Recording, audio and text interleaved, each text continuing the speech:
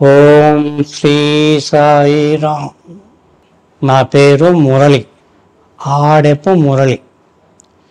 నా కొడుకు మాధవరావు, నా భార్య లక్ష్మీకాంతమ్మ, మా కోడలు పూర్ణిమ, మా మనమడు నిశ్చల్ చంద్ర, కేవల్ చంద్ర.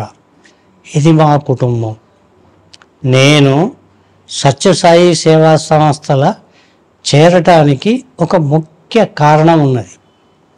అసలు స్వామిని నేను ఎందుకు నమ్ముకున్నానంటే, నా రెండవ బిడ్డకు హార్ట్ ప్రాబ్లం ఉన్నప్పుడు నేను ఇక్కడ సత్యసాయి సేవా సంస్థ నుంచి కొంతమందిని తెలుసుకున్నాను స్వామి గురించి. అప్పుడు నేను ఆమెను తీసుకొని పుట్టపర్తి వెళ్ళాను. పుట్టపర్తి వెళ్ళినప్పుడు అప్పుడు నేను స్వామిని దర్శనం చేసుకున్నాను. సుమారు ఇప్పుడు నేను 25 సంవత్సరాల నుంచి స్వామి సేవలో పనిచేస్తున్నాను. సమితి నుంచి స్వామి ఏ కార్యక్రమమైనా పాల్గొంటూ సత్యసాయి సేవా సంస్థకు స్వామి గురించి సేవ కార్యక్రమాలు నిర్వహిస్తున్నాను.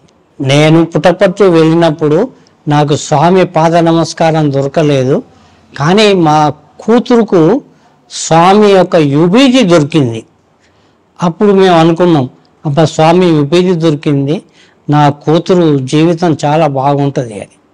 స్వామికి మేము లెటర్ కూడా రాశాం. నేను రాయలేదు, మా కూతురు రాసింది. స్వామి నా ఆరోగ్య పరిస్థితి బాగుండాలని. అప్పుడు స్వామి రాసేసి ఇచ్చాడు.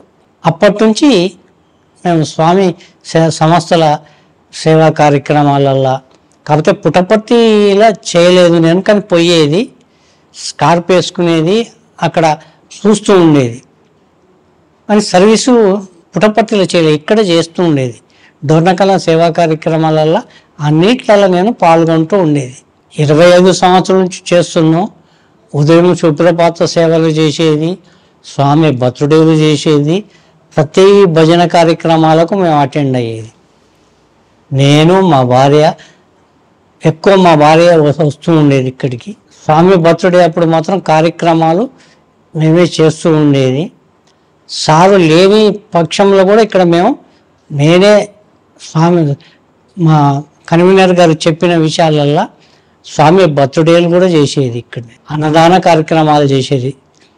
వస్త్రదానం అంటే మా సారు చెప్తేనే వస్త్రదానం చేసేది.